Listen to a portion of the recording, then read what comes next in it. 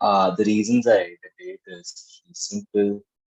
Uh, it's very entertaining in all aspects of the world. You get to travel a lot and you get to meet people that you otherwise would have no chance of meeting at all. I've broken at UDCABP and a few other places, and I've been at this activity for a while. But coming to the more relevant stuff, yeah. So let's divide the process of argumentation into three steps. The first part, or the first step in arguing anything, is generating those arguments. The second step is building those arguments. And the third step is completing those arguments. But the problem is that the steps involved in the completion of the argument are often the very same steps that are involved, like that you involve in during the building of the argument. Such as things like framing, impacting, characterization. We'll talk about these things in detail, but they're all integral parts of completing arguments. So, what does the word completing arguments essentially mean? It means that it is a dynamic aspect of the game. You cannot prepare in advance, or you cannot predict like in what way or in what shape or form will you need to complete a specific argument. It's highly contingent on the round. It's highly contingent on the case both sides are running. It's highly contingent on the responses that you get from them. So it's a very dynamic activity. And for such a dynamic process, what are the things that we should keep in mind? We'll also explore that part of argumentation. Cool. Starting with generation. The first thing to note during argument generation is comparative or trade-offs.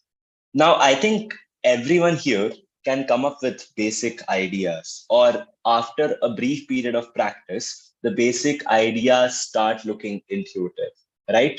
The basic arguments of access, the basic arguments of agency.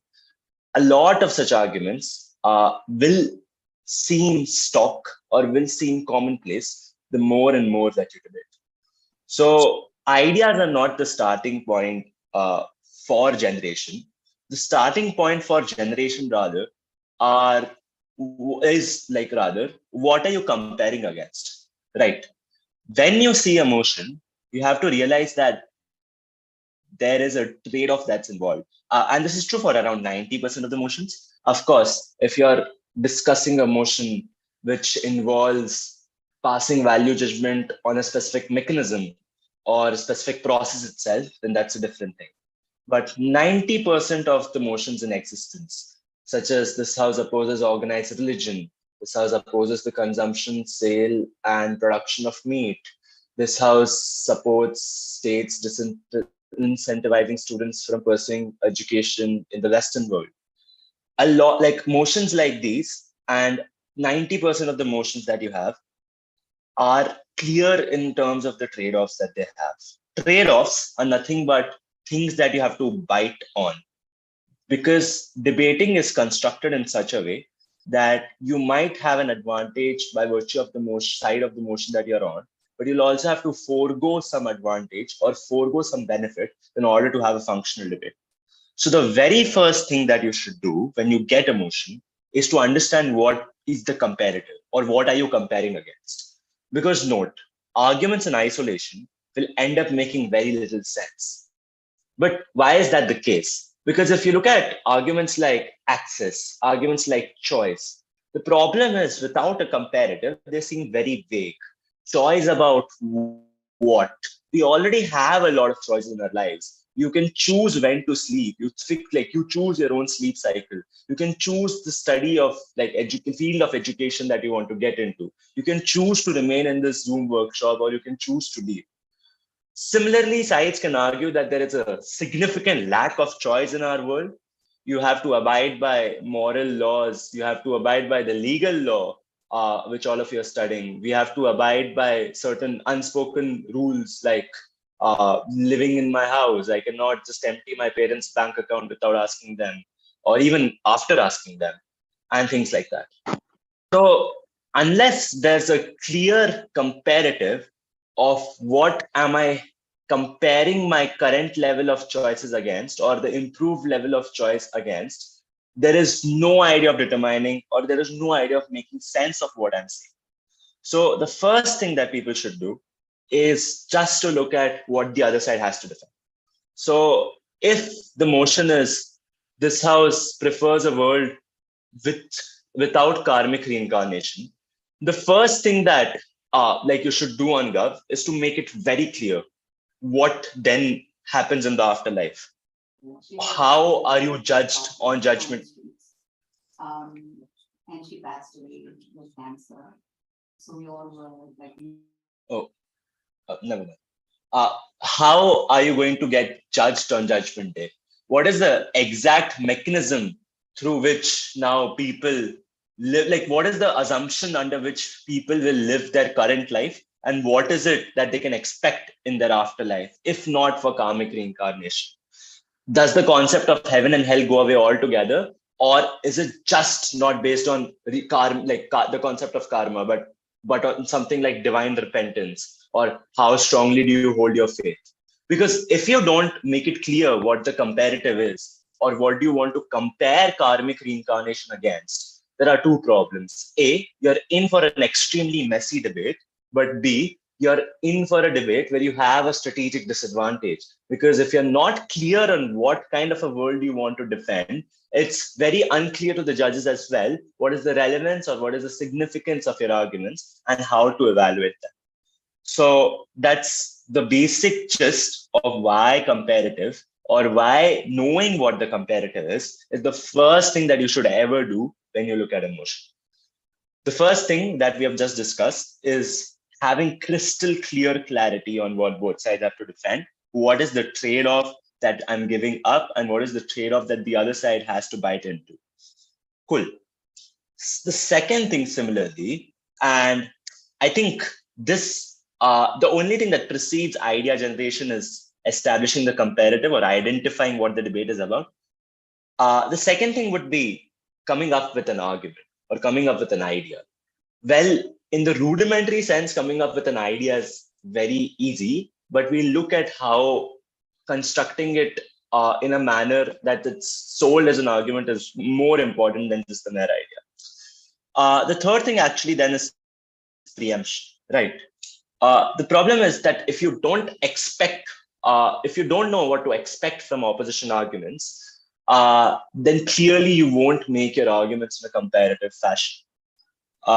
So if you aren't clear, or if the motion is this house opposes a world with organized religion, and you just say that, or you just end up saying that religious influence over our lives is extremely nasty, and because of the coercive things that it makes us do, it makes us believe in arbitrary moral laws like what's written in the Bible, things which might be extremely outdated, things which might be outrightly sexist, and things like that. The obvious argumentation that OP is going to come up with is that we live now in a more fragmented world where we'll be divided on other lines. So it is quite unclear why the hold of religion then is worse than the hold of any other arbitrary mechanism or any other arbitrary factor. So if you do not preempt, there is no way that you make your argument comparative to that. So the argument is not that religion is coercive. The argument is that religion as a mechanism is more coercive than anything on sidecar. Cool. The last thing that you should and this is just another way of saying what we have just discussed so far, counterfactuals. It's a technical debate term which essentially means the same thing. What happens in the counterfactual? What happens in a world absent the consumption of meat? What happens in a world where your students do not go to the Western world for education and are forced to live in your country in the country of the citizenship and study there and things like that. This term is relevant in this house regrets motions because it's important to have a counterfactual in order to have a necessary debate. The important part about counterfactuals is to realize what is a likely counterfactual. And let's take the debate about this house opposes organized religion. If not for religion, what is the most central part of people's identity in an alternate world? Is it nationalism? Is it their own ethnicity, allegiance to their own people, their own kind? Or is it going to be arbitrary? Are people now going to enter into factions which mirror religion and structure, but isn't centered around God, but it owes its allegiance to ideas and theology and things like that? The point here is that you need to establish what is the most likely counterfactual out of the many possible counterfactuals. So if there's a motion which is very easy, which says this house regrets a schooling system where students are assigned homeworks for like course completion outside classrooms, the counterfactual can be anything. The counterfactual can be that time is used or assigned for something more meaningful. Maybe you increase class hours. Maybe you sit in class for an extra hour because the concept of homework does not exist. Similarly, the comparative can be that you waste your time because the time that the homework would have occupied you with is now spent on doing other random stuff. Maybe you end up eating a lot of chocolates. Maybe you end up like doing a lot of sports or just like sleeping or things like that. So in a debate like this, if you don't actually prove what the counterfactual is or what your world actually looks like, then it's extremely easy for any opposition to come and just claim the benefits of status quo. Because realize in a regrets motion, you have to defend against status quo, and buying into the benefits of status quo is really intuitive because we only have the option of living in this world and no other. So the first broad thing when you generate arguments is just to have a very clear-cut understanding of the worlds that we are comparing. And these are some like guiding questions on that. Secondly, on generating or building an idea itself. And this moves beyond the concept of a comparative. Once you know where the debate is happening, what comparative do I have to measure or analyze, you can start building or working on your idea. There are technical ways of doing that, like starting with framing your argument, then characterizing specific things, whether the world in a specific way or specific actors. Then you give mechanisms, then you prove the impact, then you weigh. Those are the 5 technical steps. But on a rudimentary sense, in a prep where ideas are flowing more freely and you don't want to like pigeonhole yourself into this rigid structure, what is a useful heuristic to develop ideas? There are some guiding questions, like this house will ban zoos. The most obvious guiding questions are, A, what is the problem that I'm trying to solve? Most of the motions that we see today are designed to deconstruct a problem that human beings face. Because the point of debating is to arrive at conclusions that will make human life happier and human life better. Because if there is no benefit to mankind, there is very little that can come out of debating. As anthropocentric this might sound, it often is what debating is boiled down to. So the first question people should often ask themselves is, what is the problem in the world right now that I'm trying to fix? And similarly, on opposition as well, you should ask yourself, what is the likely problem that governments are going to come up with on this motion? And why has it already been solved? Or why are there other better mechanisms to deal with the very same problem? That's the first very clear guiding question. The second very clear guiding question is just running the while loop on a very basic idea that you might have, or on a very on a starting point that you might come up with. So if on the idea of this house will ban zoos, if the idea is very simple, that they don't have enough living space, they're constrained, they can't move enough, the choice of meat that they can acquire or the choice of food that they can intake is very limited. If they cannot roam in their natural habitat, they do not develop their natural instincts well. So they become less and less animal-like and things like that. So the quality of life of these poor creatures is really awful. Why is it true? Or just running the while loop, right? So there are 2 ways that you can run the while loop. The first is a standard format. Why is what I'm saying true? Why is what I'm saying important? So, on the idea that the quality of life becomes worse, if you need to prove this idea to be true, or if you ask yourself the guiding question of why is this true, you can come up with multiple reasons. The first could be the living space idea, that how like constrained they are. The second can be the lack of a natural environment, which inhibits their natural animal instincts and desires, thus making them less animal-like, and that has a direct impact on their psychological state and things like that. And you can come up with many more mechanisms for why this is true. Similarly, for proving why is this important, I think you can come up with reasons like A, human lives shouldn't be assigned more value than animal lives. That's one way of proving why is this important, because we already acknowledge human life to be of utmost importance. If you can prove that animal life is as important as us, then I think you can prove why is this argument important. And there are interesting ways of doing that, like proving that humans and animals feel the same level of pain. Hence, that becomes the metric on which you assign humanness to someone. And why is that metric a better metric than saying that humans have intuition and animals don't, and things like that. But that is a standard format in which you can proceed. The while loop on the comparative is something that's more linear in its approach.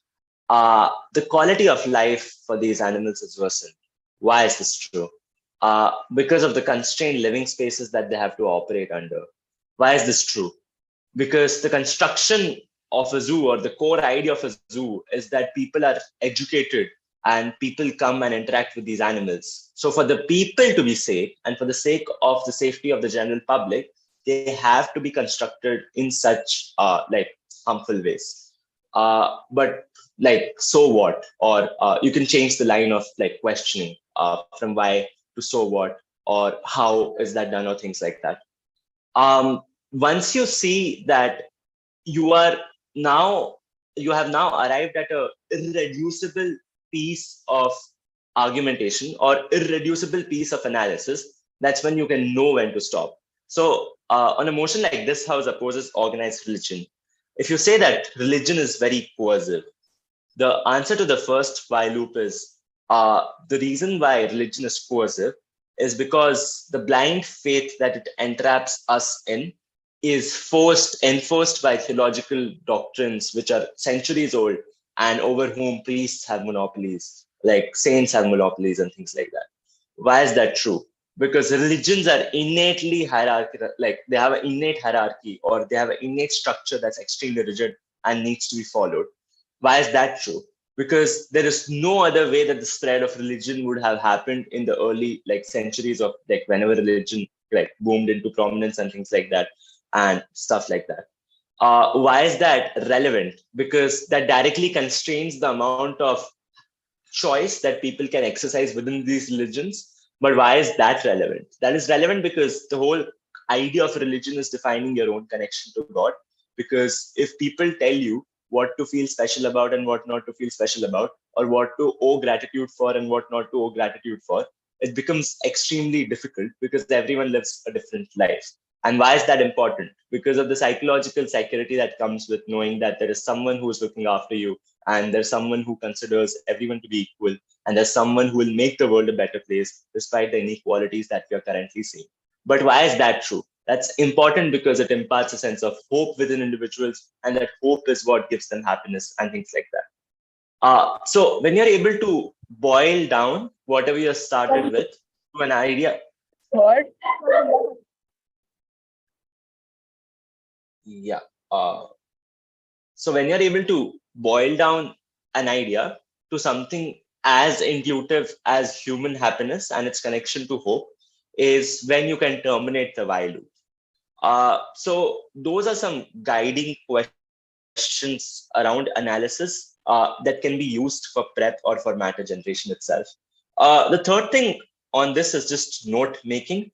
The idea is that no matter how good your prep is, if your notes aren't structured, it's quite unlikely that you will end up giving good speech, because it's quite difficult to follow random place, like randomly scribbled pieces of analysis all over your sheet.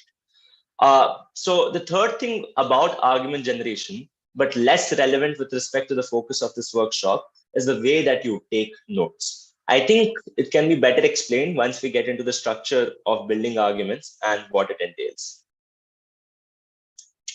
Cool, building arguments. And this is where we can get into the 5 technical steps. The first is framing. Where is the debate happening? What kind of people are we talking about? What is it that I want to solve? So if it's a debate about, or if the motion is that this is suppose the use of fear as a means to discipline children, then you have to be very careful about the kind and the age group of children that you're talking about.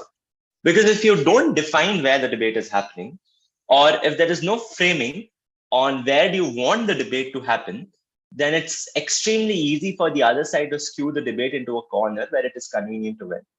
So opposition in such a debate where there's no framing from Gov about what kind of kids are we talking about, what kind of age group do we concern ourselves with.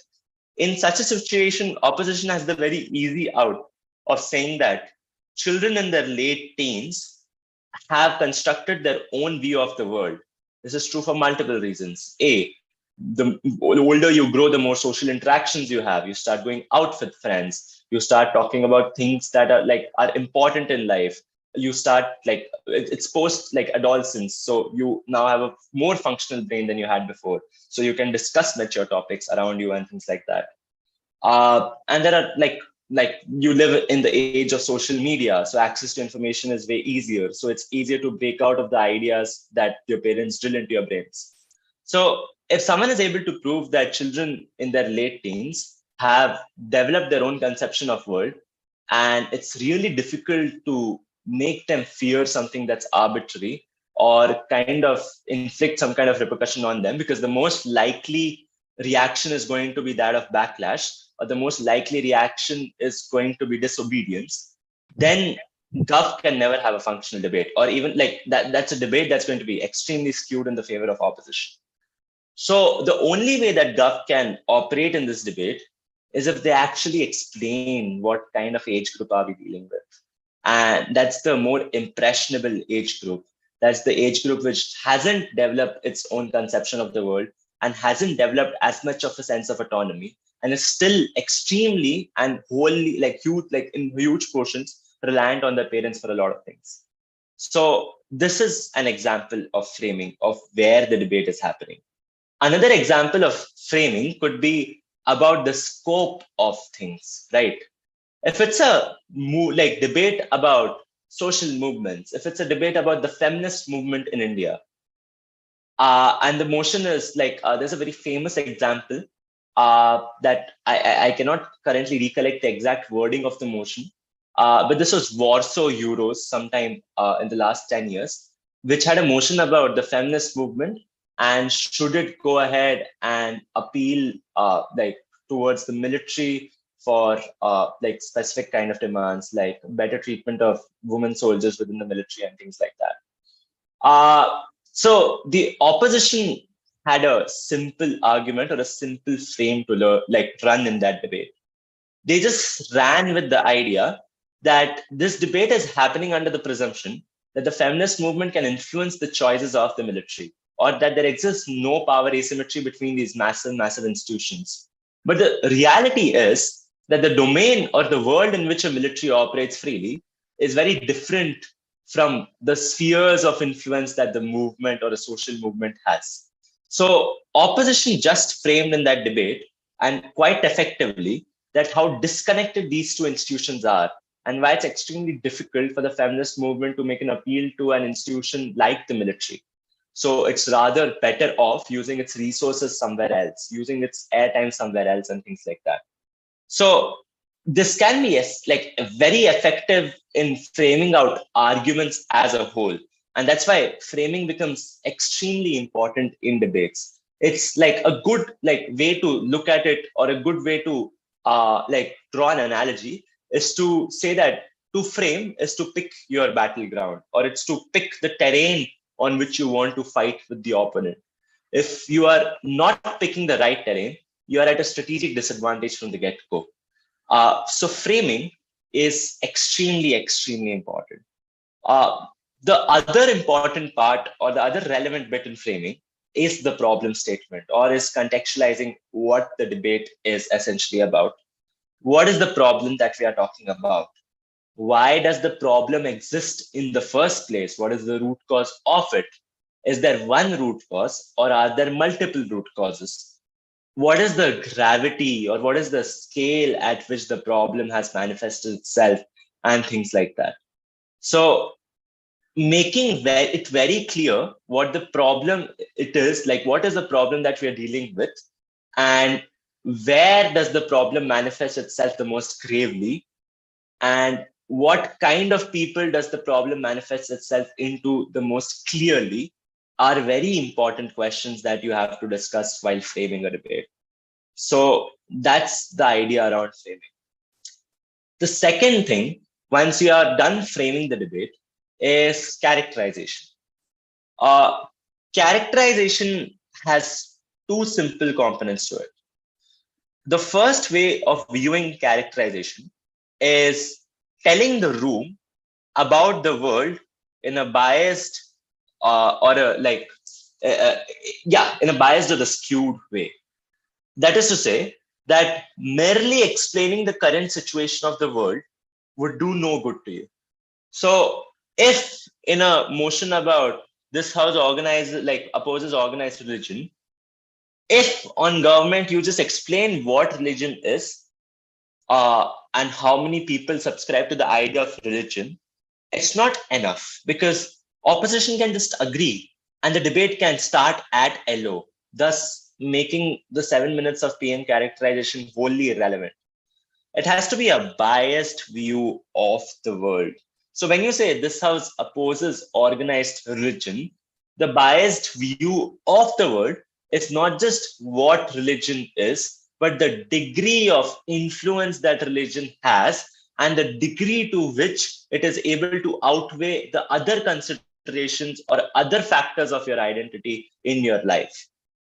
If that is the kind of characterization that you draw, then it's incredibly easy to go ahead and generate a lot of arguments.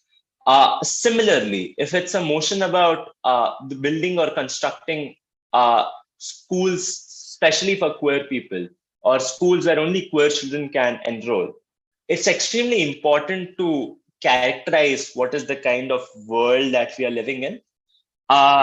If you characterize a world which is up and coming, which has extreme amount of sensitization towards sexualities, and why this is something that can't be assigned, but rather can only be opted into or chosen by individuals, then that's a skewed characterization of why you won't need such schools. But if you can characterize the nature of the world in a different way, that is to say, the extreme amount of hostility that's been induced by patriarchy and others like superstructures like religion towards people who are queer, then that can be quite an effective way to characterize the world and quite an effective way to generate the need for such kind of mechanisms to exist, such kind of schools to exist. So that is a very clear example of in what way you choose to present status quo. Similarly, for criminal justice system debates, the way that you explain the status quo is not by explaining what the components of the criminal justice system are.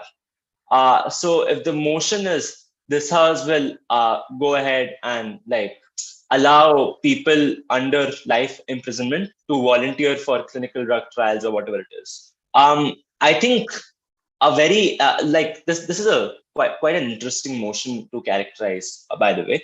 But if you just want to characterize the criminal justice system in this, I think a very effective way of characterizing things is characterizing what the purpose of the criminal justice system is. Uh, so if the motion is this house will allow people in prison to volunteer for drug trials, Gov can claim that the purpose of prisons is deterrence, or it's to keep the bad guys in the society away from the good guys in the society. While opposition can just argue that the purpose of prisons is to rehabilitate people, it's to give them enough time to introspect and to make them understand the gravity of the actions that they chose to pursue. So these are important characterizations for both sides. Because if op characterization is true, then it actually makes a lot of sense as to why you should care about these people. Because Gov's entire idea is that there shouldn't be enough care, like you shouldn't care about what happens to these people's health in these unregulated drug trials or these preliminary drug trials because they have wronged the society. So, but if the idea is that of deterrence and if the idea is that of like an eye for an eye, then it's quite convincing that we should let this happen. But if the characterization of the world that we live in is one where we need to make their lives better, or is one where we need to have some kind of rehabilitative measures in their life, then it's quite intuitive to see why we shouldn't let prisoners make this choice for themselves, even if they think this is the best choice to make right now, and things like that. So that's the first component of how characterization operates. The second way in which characterization operates is discussing the nature of actors. So actors are like it's another way of saying stakeholders. So the people that you talk about, or the people who are essentially impacted in the motion, are the actors or the stakeholders. Discussing what is the amount of knowledge that they have, what are the incentives that they're guided by, what is the capacity they have to discharge certain actions and to not discharge certain actions, and what are the affiliations they have, is extremely important in order to prove that they might take one action over the other. And this is true for the feminist, like this is true for like social justice debates, right? For example, the movements or like so the feminist movement in specifically. So there are multiple goals that movements pursue at the same time. Movements want change, but movements also want funding so they can start initiatives of their own. So it is not just about changing things which are right, like messed up right now, but it's also using that funding to help people in many other ways. For some people, the idea of a movement can be just a safe space. They can be convinced with the fact that the world cannot change. So the funding also is in like consequence useless. So what I derive out of the movement is a space where there are like-minded people, where I can freely express my opinions and where I can fall back, like a space where I can fall back on in case something goes south. So a very useful thing to do here is just to characterize what is the nature of the feminist movement. What is the capacity it has right now? Is it extremely subdued? If so, in what parts of the world? Or has it been gaining traction? And that is the trend that can be expected. And if so, in what parts of the world? What are the incentives it's guided by? Is there a singular incentive of change? Because the current law of the land is so messed up that change automatically becomes the rallying cry for everyone? Or is it true that the society is somewhat better than what it was 50 years ago? So there are multiple goals that it can prioritize. So the movement is not as solidified as we thought. What is the knowledge that the movement has? What is the amount of knowledge that people in the movement have? Are they going ahead and subscribing to a specific type of feminism? Do they enter the movement with the idea that yes, Marxist feminism is the faction that I want to join? Or do they enter the folds of feminism, or they subscribe to the idea of feminism based on the broad understanding that it defends equal rights for women? What exactly is the knowledge that its stakeholders have? So all of this proves what is the current status of the movement. And it's extremely important in order to reach your end outcome, right? Because if the end outcome is change, but if teams are able to characterize the world in a way where the feminist movement has extremely subdued power and very little chance of influencing the majority or the legal structures or this ruling party in any way, then the idea of safe space takes precedence. And that looks like a far better choice to opt into. So the side which has characterized the world in that way is far better off. So that's why characterization is important, because in the world that we live in, multiple things can become relevant together. So it's very important to present a biased view of how things are. And that's why the third thing under this is only characterize what is contentious or necessary. Do not characterize things which won't be contested. If you just talk about the origins of the feminist movement, that's something that no one really cares about in a debate room. If you talk about the fact that feminist movement helps women self-actualize, or it's a platform for women by women and operate like through women or whatever, uh, it's something that can be easily agreed upon, right? These are things that are not up for discussion, or these are things which can be automatically assumed for a functional debate. What can be challenged, though, is the goal of the movement, because that can directly play into what kind of actions the movement should take and things like that. So that's the broad idea around characterization. Impacting. And there's a step that I didn't include because I assumed that it would be covered by the while loop and the analysis bit, but I'll still mention it for the sake of structure. Uh, Once you are done framing the debate and characterizing the argument that you want to launch, it's time to prove that argument, or time to link or like draw mechanisms. So that if the debate is about, let's think of some new motion. Yeah, if the debate is about the expansion of BRICS, this is something that happened extremely recently, not more than a week ago or like a few weeks ago. What can be the problem statement here? Or let's do the opposition, because it's intuitively for me easier to defend expansion of BRICS. So the possible problem statement that I can think of is that they did it to counter the growing influence of US and the arbitrary ways and the coercive ways in which it was sanctioning states and economically coercing them. And that was a threat to the global south. So the idea can be just that it wants us to counter US influence. If that is the root cause that I'm trying to solve, then it's extremely easy to see how I solve it through the motion. And answering that how part is coming up with mechanisms. A, you include more emerging economies. And you can then talk about the specific specialty of these economies, like Saudi Arabia, the biggest exporter of oil, or no, even if that's not true, one of the major players in the oil industry in terms of production, in terms of determining its price, and in terms of its position in the OPEC, and things like that. The second reason why this can be true is because of the common agenda that the countries included have against the United States, or the common source of like bone of contention they might have against the United States. So all of these are countries which don't have extremely pro-democratic structures. So they have found it difficult to like voice their concerns in institutions which mandate some sort of liberalization in the democratic state institutions that they have. So such as going to the WTO, such as demanding funds from the IMF, which determines giving out funds based on the Washington Consensus, which is a set of 10 liberal demands, and things like that.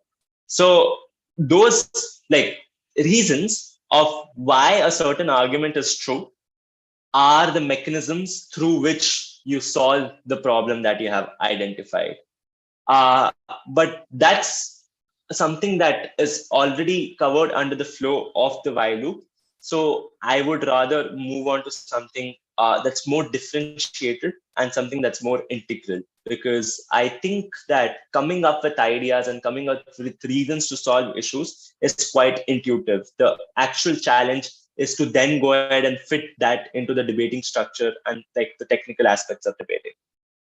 Cool. On impacting, how or what do you mean by impacting? Impacting is, as the title suggests, what is the outcome on the world around us? What is the outcome on a ground level? So stakeholders, right?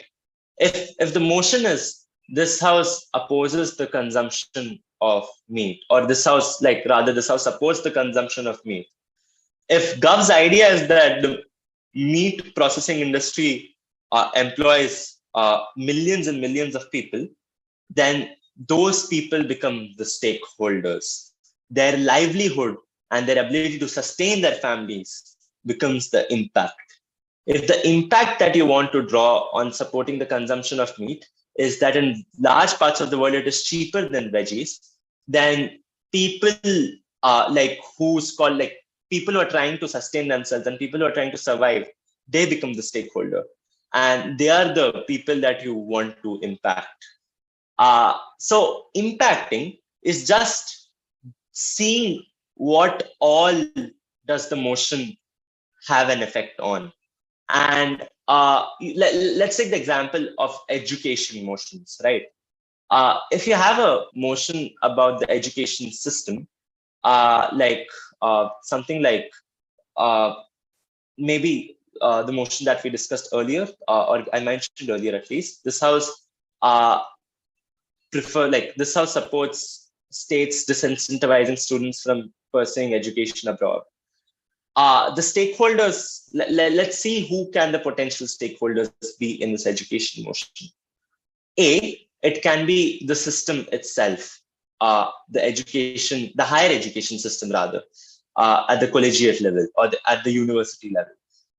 Because the direct comparative is pursuing education within, pursuing higher education within your own country or going outside. The second possible stakeholder can be the research community, because it's often true that academic institutions generate the maximum amount of research or the most relevant amount of research. So research is something that can be significantly affected. The third kind of people who can be affected are, or rather is the general population itself, because people who graduate out of these education institutions often end up having an impact on the people on the ground, because they get into organizations, they get into governments. So if the best talent goes outside and if there is significant brain drain, then there is a direct impact on the population of that country as well. You can talk about multiple other stakeholders that get affected by the virtue of motions. But I think that's one way of doing that. So impacting is just trying to break down how many structures or how many entities or people, and if people are affected, what kind of people is the debate concerning itself with. Because even within human beings, there's a wide spectrum. If the motion is about food handouts, like cheap handouts, like handouts for survival, cash subsidies, then the debate exclusively concerns itself with people from the underprivileged section of the society and no one else. Because their need for the handout is the most obvious, or is the most relevant in the scope of the debate. So even within people, even within institutions, you can pick and choose what kind do you want to specifically talk about. That's the basic idea on impacting. On impacting, in continuation, another question or another heuristic to develop impacting, if not for the first way of looking at it through stakeholders, is to ask yourself, what is the relevance of my argument, or why is my argument important? So in the motion about like the organized religion, the most like that's important because there are several reasons why the coercive nature of religion has been bad for people. It's been bad for people, especially people from underprivileged society, because they couldn't afford certain religious rituals, practices, customs, so their faith to God was invalidated and things like that. But it has also affected other superstructures, right? It has affected politics deeply, because people or politicians have tied voting, like the way people vote, and the way politicians have campaigned is to include religion as a central part of the messaging, and that has given rise to like caste politics and religious based, like identity based politics, and a lot of other things. So there are superstructures that are also affected. So another way of just coming up with impacting is answering the question of why is this important? But answering the question of what is directly written here of who is more important. Um, this is more of a question about weighing, so I would rather discuss this there.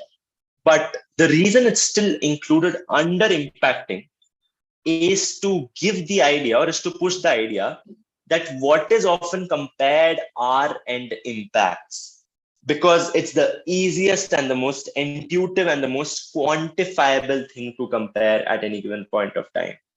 So if by virtue of a motion, one side is saving money while the other side is saving lives, then those are two very quantifiable impacts that you can measure against each other.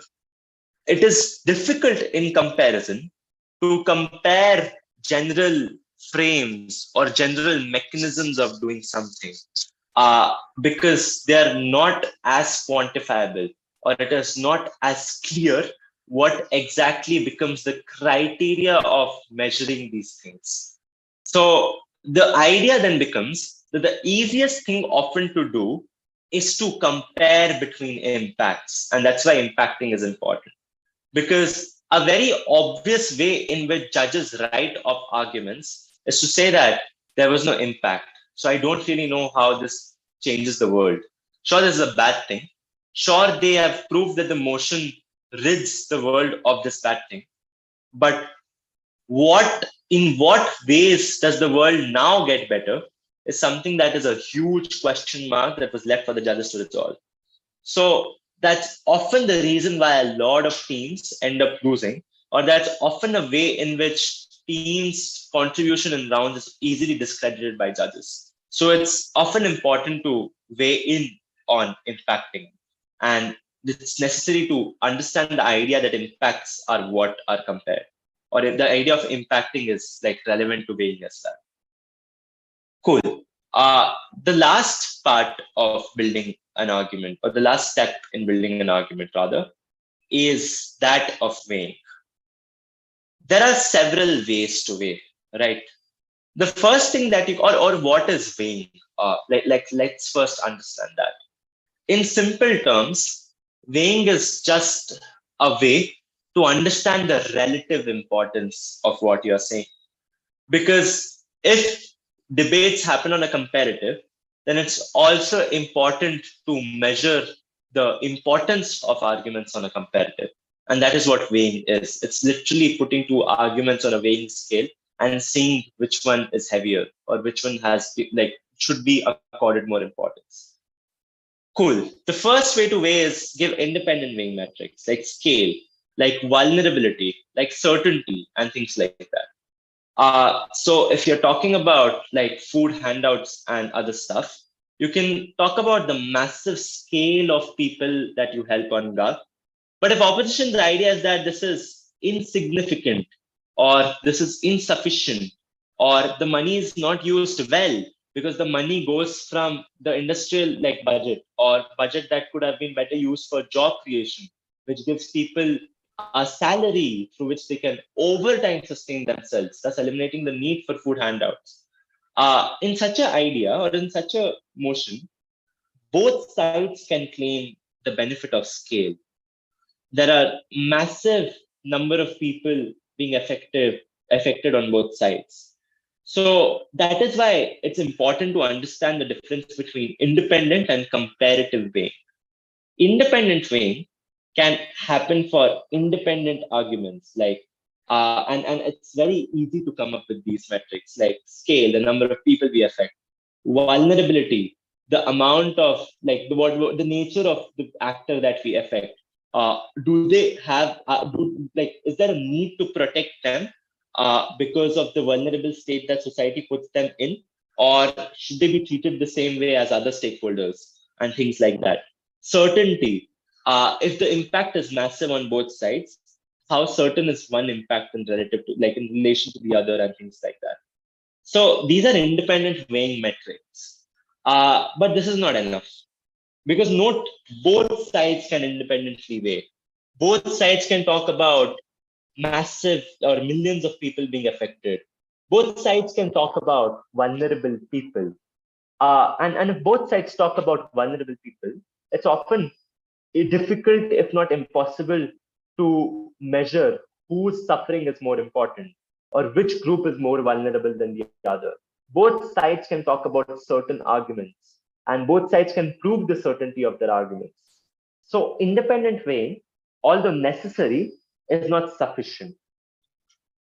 What meets the sufficiency criteria is when you make your weighing comparative, or it's when you make your weighing proximate. So if a motion is about home ownership and affordable housing, right? If the motion is that you want to make neighborhoods, you want to include affordable housing projects in rich neighborhoods, the obvious idea on Gov would be social cohesion, because you now want to put all classes of society in the same neighborhood, or most classes of society in the same neighborhood. And this was not the case before.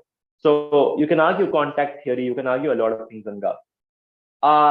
But the idea on op can, like in a motion like this, can just be something like, maybe these people will not be accepted. Maybe these people won't find enough incentives to move into these communities. Or maybe the most classic response is that social cohesion can happen through other means. So if social cohesion can happen through other means, why is it necessary that we develop a mechanism of social cohesion through housing? And this is where I think you can compare things on proximity. You can compare things on proximity by talking about the value of home ownership for these people and what it means on a ground level for people to have homes in the same neighborhood. So having a home in the same neighborhood means that most of the children in that neighborhood go to the same community park. Most of the children attend the same public school or the same bunch of public schools. Most of them have the same electricity board or the same public utility company and things like that. So the degree of involvement is way more if there is a shared neighborhood, or the degree to which property or the degree to which home ownership determines social cohesion is like way more certain. Like it's way deeper because of how proximate the idea of sharing living spaces is. On the comparative, sharing a team with someone, because affirmative action ensures that there are diverse teams in current workplaces, or sharing a college classroom with someone is very different, because you can still in some ways caveat the degree of involvement with those people. And even if the degree of involvement is the same, you can weigh on things like time, the amount of time you spend living in a neighborhood, because that's literally where your house is, versus the amount of time you would spend in your classroom or an education, or your place of employment and things like that. So a very comparative weighing metric here is the degree of proximity that homes have over other forms of social cohesion or other mechanisms of enforcing social cohesion. And secondly, the amount of time spent in these spaces, because time directly correlates to how efficient this process of social cohesion is. The other thing is logically prior. And this kind of debate, or like this kind of a debate plays out most often in very clearly defined binaries. If the motion is about giving people jobs versus like essentially spending money on infrastructure and equipping people with jobs in industrial training versus spending on social spending, right? Giving them better sanitation and things like that. This is a debate where both sides can prove scale, both sides can prove vulnerability, both sides can be certain to a certain degree, or to a specific degree. A very useful weighing metric here is of who is logically prior, right? Of is one side, or the way to do this simply is, does social spending become the precondition for people to access these jobs, or equipping people with these jobs logically means that what they do with the salary they accrue from their jobs is spend it on their own social welfare. So teams here can argue that one thing leads to the other, or one thing is the precondition for the other thing being accessible to them and things like that. That's another way of comparatively weighing. Uh, and like there are similar weighing mechanisms which are way more comparative rather than just being independent, and in like which comparative weighing metrics assess the relative value of your arguments, while independent weighing metrics establish the importance in isolation. So independently weighing arguments, sure, that's something that's good and something that's important. But as you go down the bench, and when you have the like responsive speeches coming in, you have to compare in order to win. Otherwise, it's very difficult to win with a solid idea which has not been weighed. That's the idea behind comparative weighing. Again, the idea here is to only go ahead and weigh things which are contentious or necessary. Declutter. If both sides, and this is important in the event that both sides are reaching the same impact, right? If it's a debate about money, and where do people earn more money, and there's nothing else in the motion, it's just different ways of earning more money. Maybe Gov argues that we should develop our manufacturing sector for the same, and OP argues that developing a service sector is the way to go. In such instances, there's no use of weighing why money is important. Sure, you can weigh what sections of society get more money in the instance that manufacturing sector is developed or the service sector is developed, but no one is going to contest that money is important, because that's the goal on both sides of the house. That's how you want to boost the economy. The idea is not about whether boosting the economy is important. It's about who boosts it better, or what is the better mechanism to achieve the same outcome.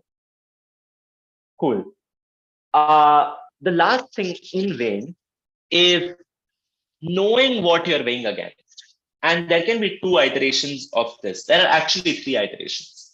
The first is the most commonly seen mistake: weighing the other side on their absolute worst. So, or weighing against the absolute worst version of the other side's argument. So if you say that, look, there are 1 billion people in our country, so it doesn't make sense to spend on social spending, because between 1 billion people, it will take a lot of years to ensure timely spread of services. And because there are billions of people and not enough money, less money will be spent per head. So it's not effective coverage and things like that. That's the most uncharitable version of Gov argument, or one of the most uncharitable versions that you can prop your own argument against. And that's the most commonly seen mistake that happens in rounds. Weighing again yourself against the worst iteration of the other side's argument only wins you against the worst iteration. So even if they have mechanisms to prove that the worst version does not manifest itself, the other side wins, because you only safeguarded yourself against the worst possible version of the op case. The better way to weigh is through the second and the third means of weighing, or the second and the third ways of weighing against arguments. The second way to weigh against arguments is to consider the argument like the best case or the best possible case of that argument. So the best possible case of this argument is that everyone achieves a baseline level of living. In that instance, the harm is not that people's lives are marginally better off because of feasibility issues, but rather the harm that you weigh is the opportunity cost of developing infrastructure. So in weighing against these arguments, you can say that even if Gov is able to establish a baseline dignified life for the citizens that it serves, on opposition, we would have ensured the same degree of life by the mechanisms that we give you. And rather, we would have given you a mechanism for people to opt into social mobility structures, because a job is the starting point for people to save. And savings is what you can invest for larger things in life, such as education, healthcare, and things like that. So that's a way to weigh, or that's a mechanism, or that's a means to weigh why that money is better served on a side where you equip people with jobs, because the benefits are much more than just the dignified way of living, because that can be symmetric on both sides. So when you weigh against the best version of the other side's argument, you weigh against all versions of the argument, because the only possibility can be either gov runs or op runs the best version or a version below that. And that's why running, and if you win against the best version of an argument, you win against all versions of the argument. And that's why taking that side that they're best is incredibly important.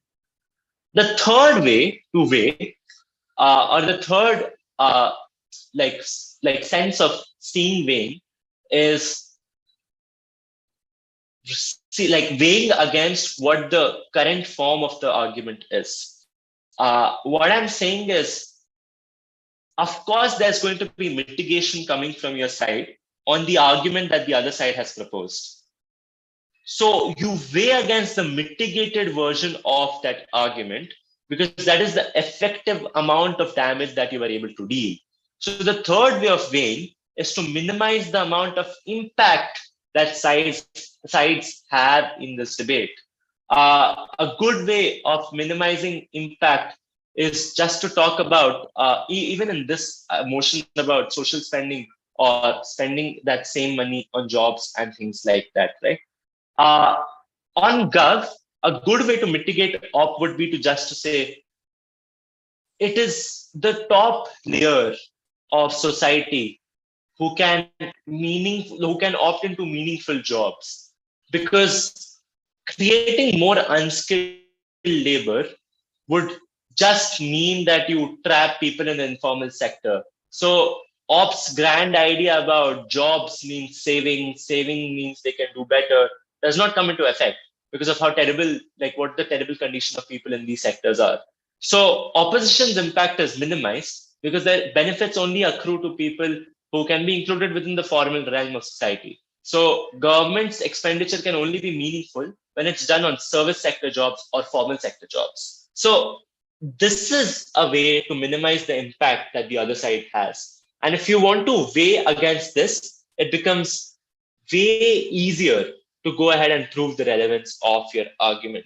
On the comparative, you give social spending benefits to all underprivileged people, and not just underprivileged people who have specialized skills, or who have undergone specialized training, or who have some kind of industrial training course and things like that. It's for all people, regardless of where they essentially end up having a job and things like that. That's it about that's the gist of building arguments. The third and the final component of this workshop is completion of arguments. And this is something that happens mid rounds. I've tried to do two things in this. A number of things, or things which sides often miss out inside the debate room. And B, even if sides don't miss that out, things which are quite ineffectively done in the debate room. And that's the second idea of being charitable, right? Sides don't miss out on this, but it's rather something that's quite overlooked, and that negates you from, or that disallows you from completing your argument. So the first and the most central thing in completing your argument is just a comparative, right? So if someone says that students should be disincentivized from pursuing education in the West, especially Indian students, you just can't say that, oh, that's because there's a lot of racism there. The argument on Gov cannot be that there's a lot of racism outside and you don't have enough community structures because you're building a ground, life from the ground up. So it's you don't have effective community structures in place yet. You have no support structures. So you don't have mechanisms to deal with the racism as well. And hence it's difficult to survive. The reason this is an incomplete argument is because there is no comparative. And this is the most common mistake, or this is the most visible recurring mistake that happens in novice rooms. Why is it better off, or why can the child sustain in the country that they are originally from on the comparative. Because a very easy thing to say is, look, there are a couple of things, or there are a couple of challenges even within India, if you're talking about racism, right? The first thing is there are other forms of entrenched discrimination, like the caste system. And even if you argue that the caste system is waning, the second problem is that there is racism between regions, given the diverse nature of our country. And this is especially true for South Indian and Northeastern workers who come to the North. They are discriminated against on the basis of their color, on the basis of their facial structures, on the basis of the food that they eat, and the cuisine preferences that they seem to enjoy, and things like that. Why is it that these things are any better from racism, like than facing racism at the hands of people outside? It's extremely, extremely important to explain the comparative in these kinds of situations. Because if you don't, then it's extremely easy for a side to point out the missing comparative and then argue that they have won the debate because they have proven that the comparative is better off, or either proven that the comparative is better on their side, or either proven that the comparative on the other side is no better. So the question of constantly asking what happens on my side, what happens on their side, whenever an argument is launched, is very crucial. The second most common thing is metric setting. My bad.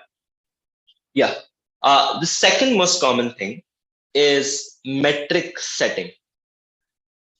What is it that you want to win the debate on the basis of? And this is something that's, again, a bit colored or a bit messy when it comes to people just starting out.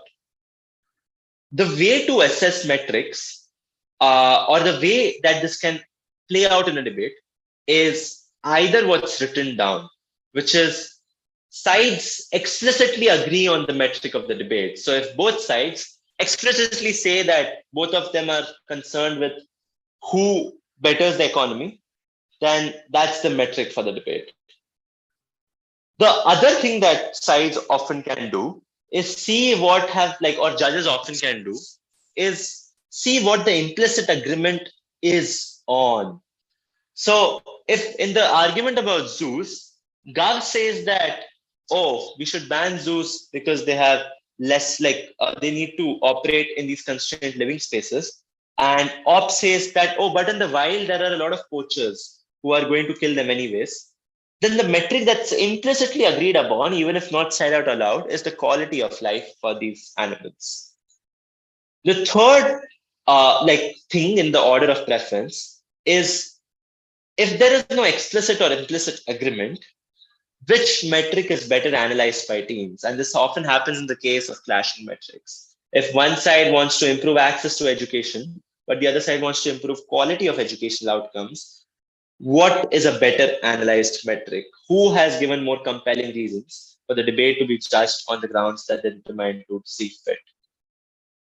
And the last thing in the preference order is often what the average reasonable thing the voter would think to be the way to go. So if there is no explicit agreement, if there is no implicit agreement, and both sides have not proven their metrics well, then the thing to do is to see, as an average reasonable voter, what are the ways in which I can solve the deadlock between sides. And this is where you can use independent weighing metrics or comparative weighing metrics, because they're the least controversial.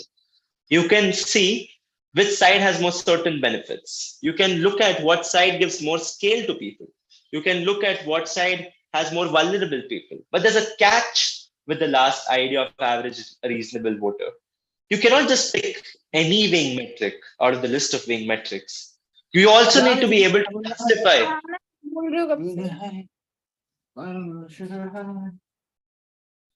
Yeah, you also need to be able to justify the weighing metric that you come up with. So if it's a debate about social spending and industrial jobs, like or industry, like rather spending on infrastructure and industry, you need to explain why you thought that scale is the most reasonable thing to weigh both sides on. Because scale seems like an unintuitive metric, because both sides cater to millions of people. Like similarly, other metrics like vulnerability also can fall out because both sides can cater to equally vulnerable sections of society. And sometimes even certainty. Though certainty is not entirely an unreasonable metric to use, it can be a tough metric to use depending on the kind of analysis that you have received. So these kinds of things can be better analyzed through metrics like A, what is the current priority? What is the current urgency? What is the current context of the debate? Or B, what takes less time to manifest and hence gives more utility to people in a lesser time? But then you have to justify why time is a suitable metric and things like that. So the second thing that often doesn't happen, and the reason why arguments remain incomplete, is lack of a metric or lack of a basis on which arguments should be credited, or the other side's arguments should be evaluated. So when you are able to provide metric for the debate to be judged on, and this can happen right in first speech or as you go down the bench, you make it very clear for the judge that what is the criteria of judgment that you would rather prefer, or what is the ways in which you would rather see the debate being judged. So if there is no metric, it often is the case that your argument is incomplete because you're not telling the judge on what terrain or on what basis should the argument be credited to begin with. The third thing that often happens in the completion of arguments, and that's why this exercise is so dynamic, is comparative refutation. And this is where I want to talk about refutation for a brief bit. There are two ways to respond. One way to respond is to compete. So if sides say that, look, we should oppose the consumption of meat, if one side says that, oh, consumption of meat creates massive climate harms and that's bad, and if opposition says that, look, it gives millions and millions of people jobs in the global south, opposition sure has given a reason to negate the motion, but they haven't still given a reason to believe why what Gov is saying is untrue. And this is what is called as competing analysis. So competing analysis is positive contribution from the other side, which has an equal likelihood of being true, but it does nothing to tell us about, or nothing like it does nothing to convince us about what we have already received from the round. So what comparative refutation helps us do is go ahead and see why one side is truer than the other side. So that brings me to the second kind of rebuttal, which is contradictory rebuttal, or in a general sense, it's just normally responding to sides. So if a side argues that this creates massive amount of climate change and environmental harms, a very good response to this can just be, but what is the amount of environmental damage that it creates in relation to other forms of environmental pollution?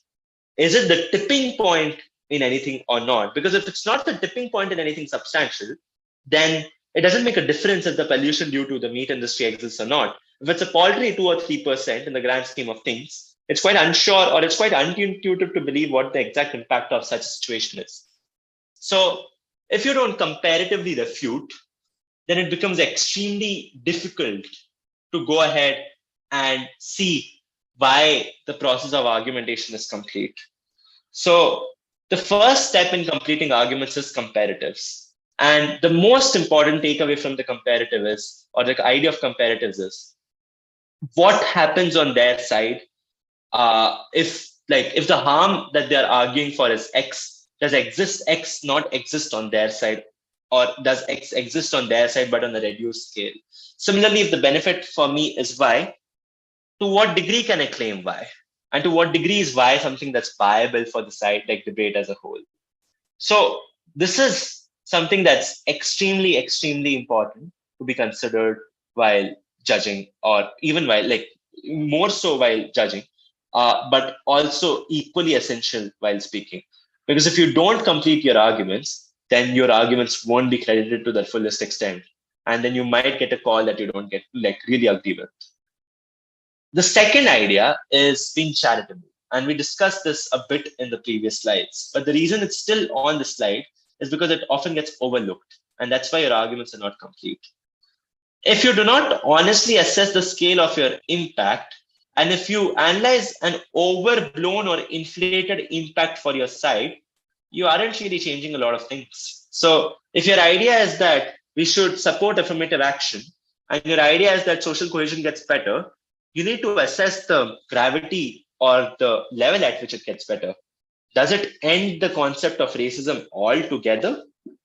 If no, then what is the exact extent on which this happens?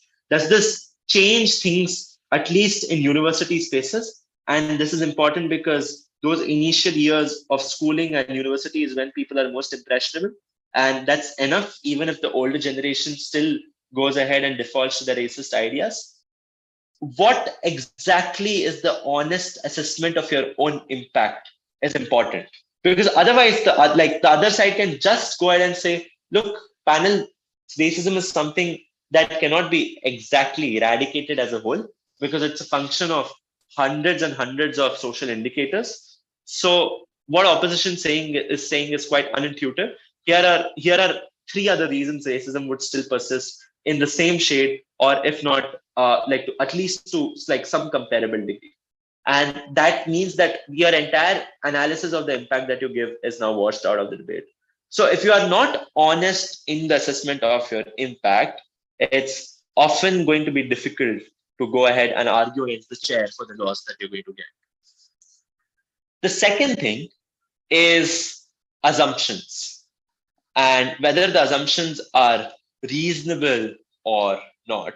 So when you go ahead and, like in the social spending debate, if you go ahead and say that people's lives are better off, it is okay for OP to assume that there's a lot of population, so it's not quite sure why this will be done effectively. So what is the assumption that you want your like argument to operate under? Is it the assumption that everyone gets something, if not everything? Or is the assumption that you only do it for the people who need it? If you're not clear about the assumptions that your argument relies on, and why those are fair assumptions to assume, or why those are fair assumptions for a functional debate, then it's really difficult to go ahead and complete your argument. So this happens a lot in IR debates, right? So if sides are going ahead and saying, like, if the idea is, should a country pivot towards the east or the west in terms of trade and political affiliations, it's very unreasonable of a side to use a response like, oh, but your country is extremely insignificant, so it's quite unlikely why the West will value you. Because if that's true, then that insignificance applies symmetrically to the Eastern bloc of nations as well. So what is it that you're trying to even prove? So there are some assumptions that are extremely uncharitable for a functional debate. There are some assumptions that are necessary for a debate to function. Your job is to spot these unreasonable assumptions on the other side, and your job is to state the reasonable assumptions that your side is taking in this debate. Of course, it's almost next to impossible to do this in the first speech because you don't know what you're up against, but it's something that becomes easier and easier as you progress down the bench. And the third thing is, and the third reason or the third way in which you can complete arguments, and often in BPs, because you might get opening and you might get boxed out by closing halves, is shielding against easy responses. So if the idea is that of social cohesion, and if the debate is about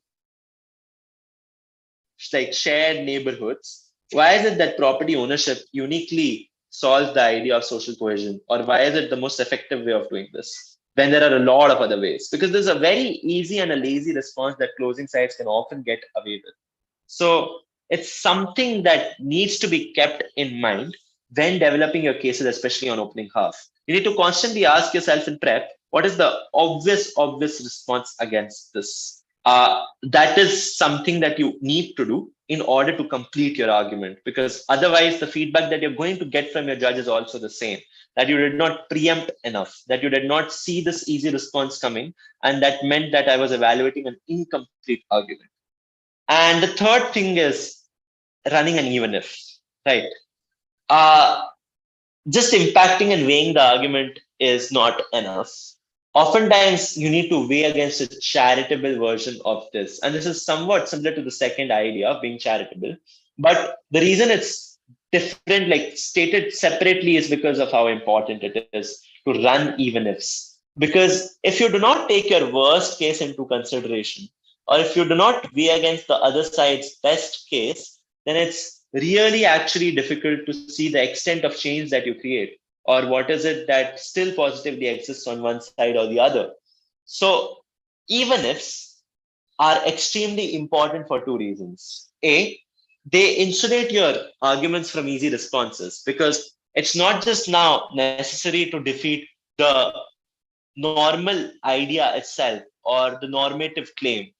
It's now also necessary to go ahead and defeat against the even if. And the even if was instated in the first place to defend against a situation where the first idea falls. So even ifs are extremely important in that regard. So like the idea of meat consumption, right? Like the debate about meat consumption.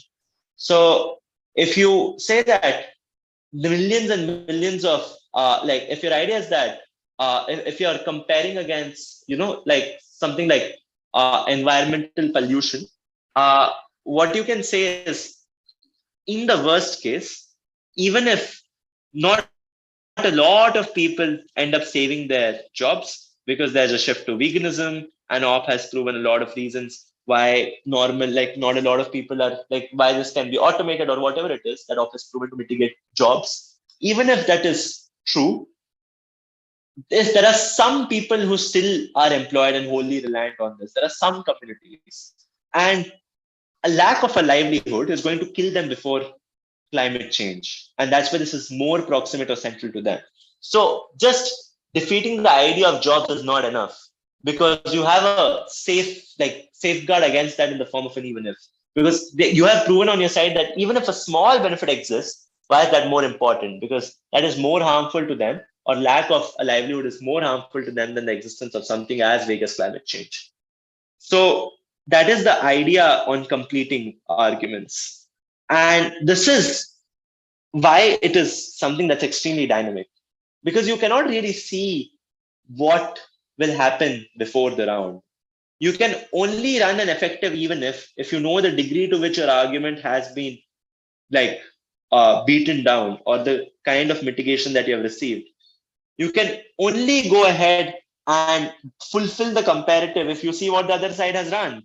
If they forget to run the comparative, or if they run the wrong comparative, what is it that happens inside the round is extremely important. So that's why this is something that's extremely dynamic and differs from round to round. Cool. The last bit, and this is something that I just want to rush through, because this is not the central focus of the workshop, but just pointers that you can keep in mind. Just 3 things on strategy.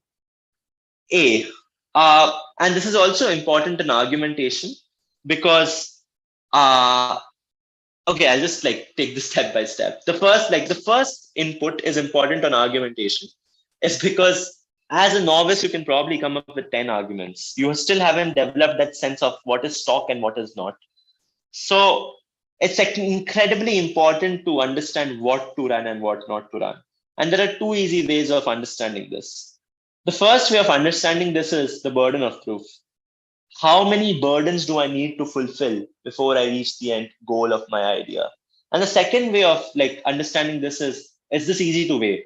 Because if it isn't easy to weigh, if you cannot prove that why does the climate, like the environmental pollution or the climate harm caused by the meat industry matter so much, then you are probably better off running some other argument. Because if you cannot weigh, you do not have a path to victory.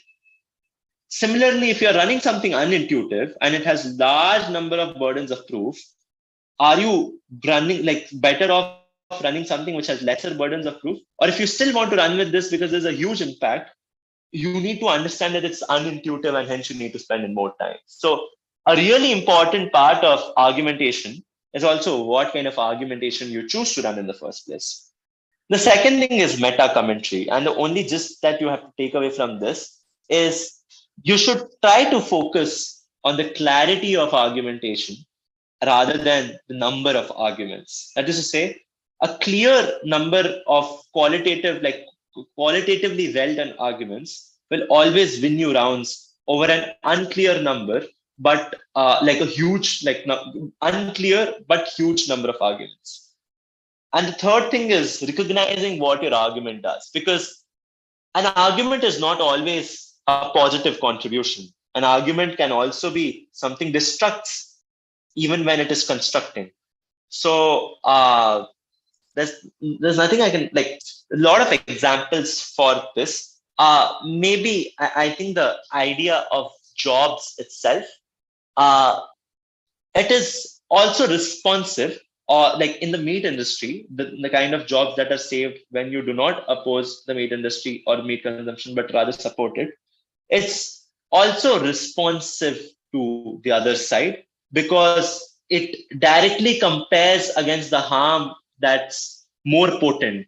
Because if your weighing is that the harm of a lack of job is more potent than the harm that exists in environmental pollution, then this material is also something that can be used as a response to the best case of side opposition.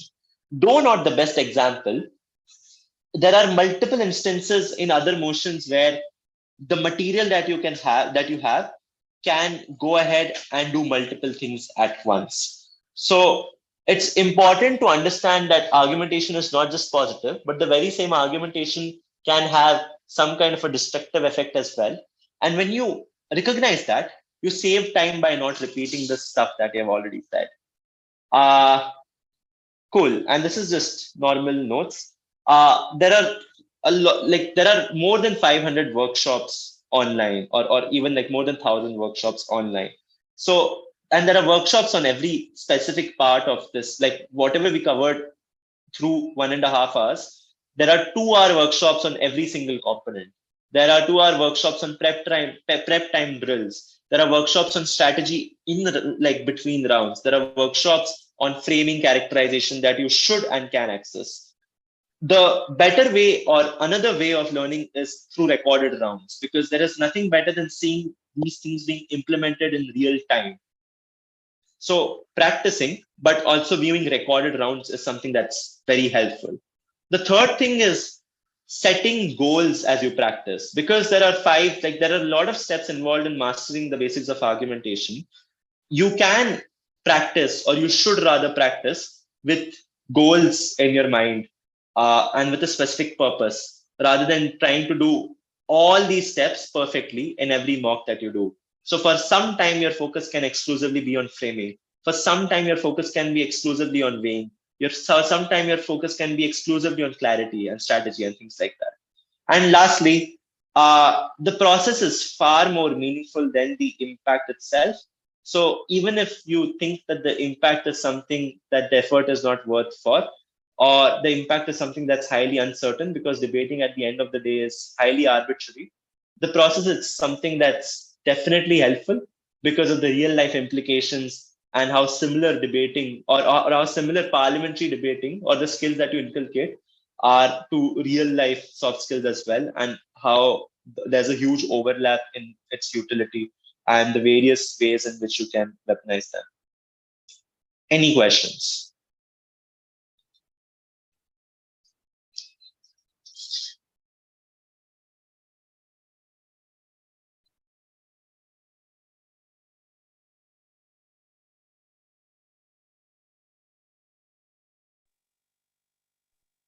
Actually, I had a question. Yeah, go ahead. So you mentioned how to quantify whether an argument is worth running or not, you have to go through the burden of proof that you have in a debate, right? Could you explain how we do that exactly? Cool. So